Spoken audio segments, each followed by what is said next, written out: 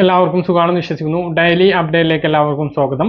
നാളെ ഓഗസ്റ്റ് 10-ാം തീയതി തുറന്നുള്ള ദിവസങ്ങളിൽ ശ്രദ്ധിക്കേണ്ട വളരെ പ്രധാനപ്പെട്ട കാര്യങ്ങളാണ് ഈ ഒരു വീഡിയോയിൽ വ്യക്തമാക്കുന്നത്.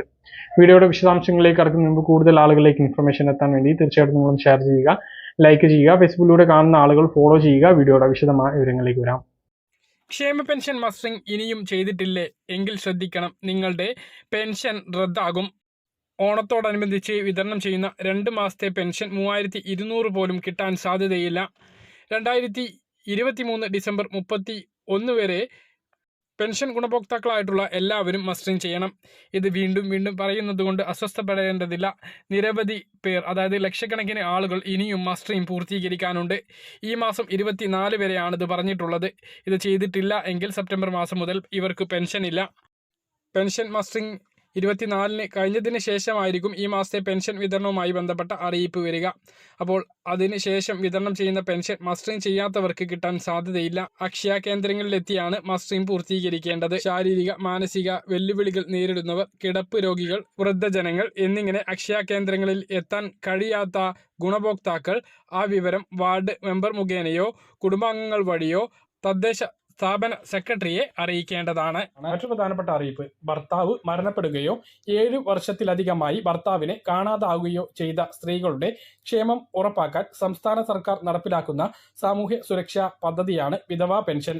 ഭർത്താവിന്റെ മരണ സർട്ടിഫിക്കറ്റ് അല്ലെങ്കിൽ 7 വർഷത്തിലധികമായി ഭർത്താവിനെ കാണാനില്ല എന്ന് റവന്യൂ അധികാരി, അതായത് വില്ലേജ് ഓഫീസറോ തഹസിൽദാരോ രേഖപ്പെടുത്തി നൽകിയ വിധവാ സർട്ടിഫിക്കറ്റ് എന്നിവയുടെ അടിസ്ഥാനത്തിലാണ് പെൻഷൻ അനുവദിക്കുന്നത്. നേരത്തെ, അതായത് 2019 വരെ വിവാഹമോചിതരായ സ്ത്രീകൾക്കും പെൻഷൻ നൽകിയിരുന്നു. എന്നാൽ 2020-ലെ സർക്കാർ ഉത്തരവ് പ്രകാരം നിയമപരമായി വിവാഹമോചനം നേടിയവരെ വിധവയായി കണക്കാക്കാനാകില്ല എന്ന വ്യവസ്ഥ നിലവിൽ വന്നു. ഉപേക്ഷിക്കപ്പെട്ടതല്ലാത്ത ഭർത്താവിൽ നിന്നും അകന്നു കഴിഞ്ഞ വ്യക്തികൾക്കും വിധവാ പെൻഷൻ അനുവദിക്കാൻ നിലവിൽ വ്യവസ്ഥയില്ല.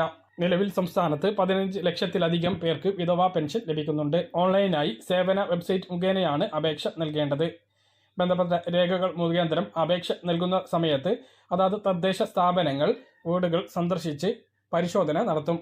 അർഹത ഉണ്ട് എന്ന് ബോധ്യപ്പെട്ടാൽ തൊട്ട അടുത്ത മാസം മുതൽ തന്നെ 1600 രൂപ വിധവകൾക്ക് ലഭിക്കുന്നതാണ്. വിധവാ പെൻഷൻ ലഭിച്ചു തുടങ്ങിയ ആളുകൾ എല്ലാ വർഷവും വിവാഹിതയല്ല, പുനർവിവാഹിതയല്ല എന്ന സർട്ടിഫിക്കറ്റ് തദ്ദേശ സ്ഥാപനങ്ങളിൽ സമർപ്പിക്കേണ്ടതാണ്. ഈ പറഞ്ഞ കാര്യങ്ങളിൽ ഇതിന് യോഗ്യത ഉള്ള ആരെങ്കിലും ഉണ്ട് എങ്കിൽ തീർച്ചയായിട്ടും ഇപ്പോൾ തന്നെ അപേക്ഷ സമർപ്പിക്കുക. വയനാടിന്റെ പേരിൽ പണപ്പിരിവ് നിയന്ത്രിക്കണം എന്ന ഹർജിയുമായി ഹൈക്കോടതിയിലെത്തിയ സിനിമാ താരം അഡ്വക്കേറ്റ് എ ഷുക്കൂറിന് 25,000 രൂപ ദുരിതാശ്വാസ നിധിയിലേക്ക് പിഴ ഇട്ടുകൊണ്ട് ഹൈക്കോടതി അദ്ദേഹത്തിന്റെ ഹർജി തള്ളി. എന്ത് പൊതുതാൽപര്യമാണ് ഇതിൽ ഉള്ളത് എന്നും ചീപ്പ് പബ്ലിസിറ്റിക്ക് വേണ്ടിയാണ് ഇത് എന്നും കോടതി പറഞ്ഞു. വയനാട്ടിലെ ദുരിതബാധിതർക്ക് അടിയന്തര സഹായമായി 10,000 രൂപ ക്യാമ്പിൽ കഴിയുന്നവർക്ക് നൽകാൻ തീരുമാനിച്ചു.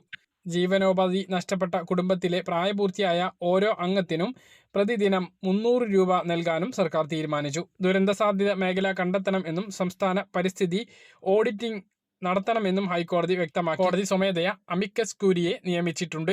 ഇന്ന് വയനാട് സൂചിപ്പാറയിൽ നിന്ന് 4 മൃതദേഹങ്ങൾ കൂടി കിട്ടി. ഇതോടെ ആകെ മരണം 419 വയനാട്ടിലും പരിസര ജില്ലകളിലും ഇന്ന് രാവിലെ 10:15 ഭൂമിക്കടിയിൽ നിന്നും പ്രകമ്പനം കേട്ടു. എന്നാൽ ഇത് ഉണ്ടായത് ഭൂകമ്പം അല്ല എന്നാണ് വിദഗ്ധർ പറയുന്നത്. പേടിക്കേണ്ട സാഹചര്യം ഇല്ല എന്നും ഉരുൾപൊട്ടത്തിന് ശേഷം ഇങ്ങനെ സംഭവിക്കാറുണ്ട് എന്നും national seismology centre director OP Mishra പറഞ്ഞു. വയനാട് ദുരന്തത്തിന്റെ പശ്ചാത്തലത്തിൽ സംസ്ഥാനത്ത് ഈ പ്രാവശ്യത്തെ സംസ്ഥാനതല ഓണാഘോഷ പരിപാടികൾ ഒഴിവാക്കി. തൃശൂരിലെ പുലികളിയും കുമ്മാട്ടി ആഘോഷവും വേണ്ടെന്ന് വെച്ചിട്ടുണ്ട്. പ്രധാനമന്ത്രി ദുരന്തഭൂമി സന്ദർശിക്കുന്നതിന് വേണ്ടി നാളെ വയനാട്ടിലെത്തും. വിമാനം ഇറങ്ങുന്നത് കണ്ണൂരിലാണ്. ഹെലികോപ്റ്റർ മാർഗമാവും പ്രധാനമന്ത്രി എത്തുക. ദുരിത ബാധിതരെ സന്ദർശിക്കും. രാജ്യത്ത് സ്വർണ്ണ വായ്പ എടുക്കുന്നവർക്ക് കർശനമായ മാനദണ്ഡങ്ങൾ വരും. സ്വർണ്ണ വായ്പക്കെതിരെയും ഈടില്ലാതെ നൽകുന്ന വായ്പക്കെതിരെയും സ്വരം ഘടിപ്പിച്ചിരിക്കുകയാണ് ഇപ്പോൾ റിസർവ് ബാങ്ക് ഓഫ് ഇന്ത്യ. അപ്പോൾ സ്വർണ്ണ വായ്പ എടുക്കുന്ന ആളുകൾ, എടുത്തിട്ടുള്ള ആളുകളെല്ലാം അറിഞ്ഞിരിക്കേണ്ട വളരെ പ്രധാനപ്പെട്ട അറിയിപ്പുകളാണ്. അതുപോലെ തന്നെ ഈടില്ലാതെ വായ്പകൾ എടുക്കുന്ന ആളുകളും അറിഞ്ഞിരിക്കേണ്ട വളരെ പ്രധാനപ്പെട്ട അറിയിപ്പാണ് പറയുന്നത്. വീഡിയോ മുഴുവനായിട്ടും കാണുക. കൂടുതൽ ആളുകളിലേക്ക് എത്താൻ ഷെയർ ചെയ്യുക, ലൈക്ക് ചെയ്യുക. ഫേസ്ബുക്കിലൂടെ കാണുന്ന ആളുകൾ ഫോളോ ചെയ്യുക. വീഡിയോയുടെ വിശദമായ വിവരങ്ങളിലേക്ക് വരാം. സ്വർണ്ണപ്പണയ വായ്പ അനുവദിക്കുമ്പോൾ ചട്ടങ്ങളിൽ ചില ബാങ്കുകളും ബാങ്കിംഗ് ഇതര സ്ഥാപനങ്ങളും ഇപ്പോഴും വലിയ വീഴ്ച വരുത്തുന്നുണ്ട് എന്നും ഇത് രാജ്യത്തിന്റെ സാമ്പത്തിക സ്ഥിരതയ്ക്ക് തിരിച്ചടി ഉണ്ടാകുമെന്നും റിസർവ് ബാങ്ക് ഗവർണറും പണനയ നിർണയ സമിതി അധ്യക്ഷനുമായ ശക്തികാന്ത ദാസ് പറഞ്ഞു. ഇക്കാര്യത്തിൽ സ്ഥാപനങ്ങൾക്കെതിരെ കർശനമായ നടപടി സ്വീകരിക്കുമെന്നും അദ്ദേഹം വ്യക്തമാക്കി. സ്വർണം ഈട് വെച്ച് വായ്പ എടുക്കുമ്പോൾ ലോൺ ടു ഈഡ് വാല്യൂ അതായത് LTV റിസ്ക് വെയിറ്റ് പാലിക്കണം. ഇതിൽ ചില സംസ്ഥാനങ്ങൾ വീഴ്ച വരുത്തുന്നത് ശ്രദ്ധയിൽപ്പെട്ടിട്ടുണ്ട്. അനുവദിച്ച ആവശ്യത്തിന് തന്നെയാണോ വായ്പ തുക ഇടപാടുകാരൻ ഉപയോഗിക്കുന്നത് എന്ന് പല സ്ഥാപനങ്ങളും അന്വേഷിക്കുന്നില്ല.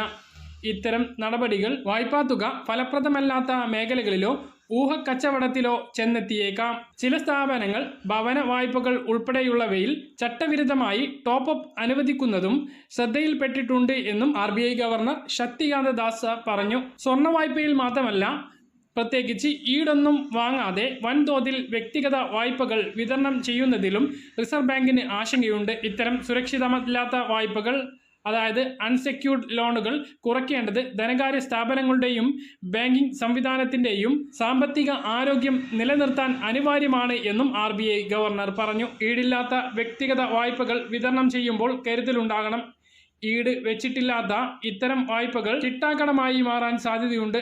കഴിഞ്ഞ സാമ്പത്തിക വർഷം ആകെ വായ്പാ വിതരണം കുറഞ്ഞപ്പോഴും ചില വ്യക്തിഗത വായ്പകൾ വൻതോതിൽ വർദ്ധിച്ചു എന്നും ശക്തികാന്ത ദാസ് ചൂണ്ടിക്കാണിച്ചു.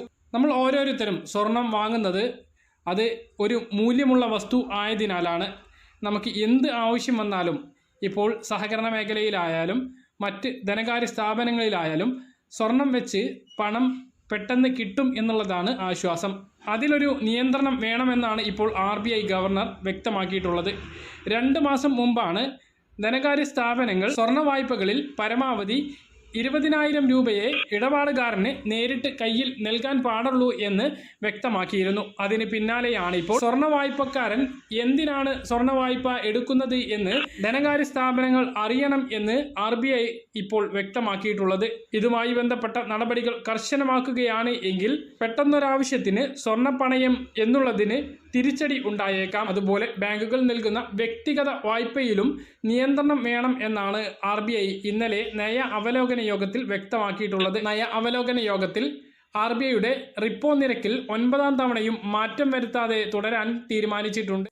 ഓഗസ്റ്റ് മാസത്തിൽ റേഷൻ വാങ്ങാനിരിക്കുന്ന APL BPL എല്ലാ റേഷൻ കാർഡ് ഉടമകളും അറിഞ്ഞിരിക്കേണ്ട വളരെ പ്രധാനപ്പെട്ട അറിയിപ്പുകളാണ് ഈ ഒരു വീഡിയോയിൽ നിങ്ങളുമായി പങ്കുവെക്കുന്നത്. 5-ാം തീയതി മുതൽ ഓഗസ്റ്റ് മാസത്തെ റേഷൻ വിതരണം സംസ്ഥാനത്ത് ആരംഭിച്ചു. എന്നാൽ കോമ്പിനേഷൻ ബില്ലിംഗ് ഇല്ലാത്തതിനാൽ ഈ മാസം ഇഷ്ടമുള്ള അരി ആളുകൾക്ക് ലഭിക്കില്ല. സമ്പുഷ്ടീകരിച്ചതും അല്ലാത്തതുമായ അരികൾ പുഴുക്കല്ലരി, മട്ട അരി, പച്ചരി ഇങ്ങനെ 4 വിധം അരിയാണ് റേഷൻ കടകളിലൂടെ വിതരണം ചെയ്യുന്നത്. കഴിഞ്ഞ മാസം വരെ മിക്കവാറും താലൂക്കുകളിലെല്ലാം ഇവയിൽ ഏതെങ്കിലും 1ഓ 2ഓ ഇനം തിരഞ്ഞെടുക്കാൻ കഴിയുമായിരുന്നു. അതാണ് കോമ്പിനേഷൻ ബില്ലിംഗ് ഇല്ലാതായതോടുകൂടി ഓഗസ്റ്റ് മാസത്തിൽ നിർത്തലാക്കിയത്. ഓരോ താലൂക്കിലേക്കും ലഭ്യമായിട്ടുള്ള അരിയുടെ സ്റ്റോക്ക് അനുസരിച്ചും ഇനം അനുസരിച്ചുമാണ് ഓരോ ഇനം റേഷൻ കാർഡിനും ഈ അരി വിഹിതങ്ങൾ നിശ്ചയിച്ചിട്ടുള്ളത്. ചില താലൂക്കുകളിൽ വെള്ളക്കാർഡിന് ആകെ ലഭിക്കുന്ന 5 കിലോ 4 ഇനം അരി ഉൾപ്പെടുത്തിയിട്ടുണ്ട്. മട്ടയരി, ഫോർട്ടിഫൈഡ് മട്ടയരി, പുഴുക്കല്ലരി, പച്ചരി എന്നിവയാണവ. 5 കിലോ അരി വാങ്ങണമെങ്കിൽ 4 സെഞ്ചി കൊണ്ടുപോവേണ്ട ഒരു അവസ്ഥയിലാണിത്. ചില താലൂക്കുകളിൽ വിഹിതം നിശ്ചയിച്ചപ്പോൾ ചില ഇനം അരി 1/2 കിലോ മാത്രമായി ചുരുങ്ങിയിട്ടും ഉണ്ട്. വെള്ളക്കാർഡിന് ചില താലൂക്കുകളിൽ വിവിധ ഇനം അരി ഓരോ കിലോ ആണ് ലഭിക്കുന്നത്. എന്നാൽ ഈ പ്രാവശ്യം എൻ്റെ താലൂക്കിൽ വിതരണം മെച്ചപ്പെട്ട രീതിയിലാണ്. മഞ്ഞ റേഷൻ കാർഡിന് ആകെ ലഭിക്കുന്ന 30 കിലോ അരിയിൽ 20 കിലോ പുഴുങ്ങലരിയും 10 കിലോ പച്ചരിയുമാണ്.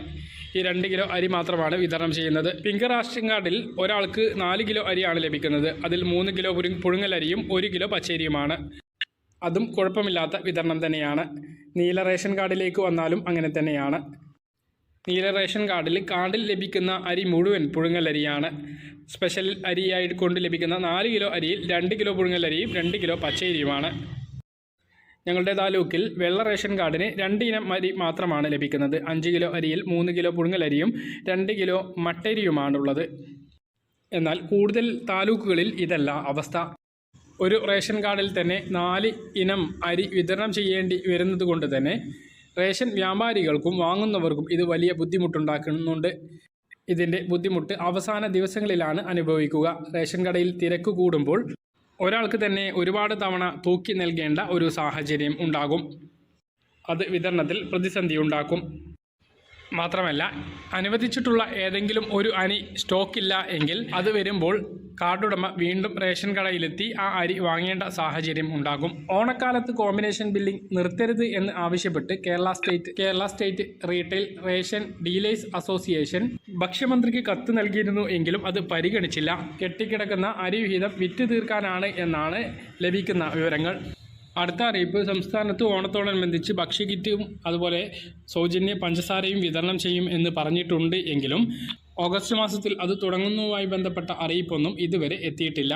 മഞ്ഞ റേഷൻ കാർഡിന് മാത്രമായിരിക്കും ഇത്തവണ ഓണം ഭക്ഷ്യക്കിറ്റ് ലഭിക്കുക. ഓരോ കിലോ പഞ്ചസാരയും മഞ്ഞ റേഷൻ കാർഡുള്ളവർക്ക് ലഭിക്കും. പിങ്ക് റേഷൻ കാർഡുകാരെ കൂടി ഇതിൽ ഉൾപ്പെടുത്തണമെന്ന വിവിധ കോണുകളിൽ നിന്നുള്ള ആവശ്യം സർക്കാരിൻ്റെ പരിഗണനയിൽ ഉണ്ട് എങ്കിലും അത് നടപ്പിലാകില്ല എന്നുള്ളത് തന്നെയാണ് ഇപ്പോൾ ലഭിക്കുന്ന വിവരങ്ങൾ. പഞ്ചസാരയും മഞ്ഞ റേഷൻ കാർഡിന് മാത്രമായി ഒതുക്കാനാണ് തീരുമാനം. അപ്പോൾ റേഷൻ കടകളിൽ നിന്നുള്ള വിഹിതങ്ങളെക്കുറിച്ചുള്ള അറിയിപ്പ് ഇത്രയാണ്. മറ്റൊന്ന്, സപ്ലൈകോയിലൂടെ ലഭിക്കുന്ന വിഹിതങ്ങൾ സ്റ്റോക്ക് എത്തിയിട്ടില്ല എന്നുള്ള വിമർശനമാണ് ഇപ്പോൾ ഉയരുന്നത്.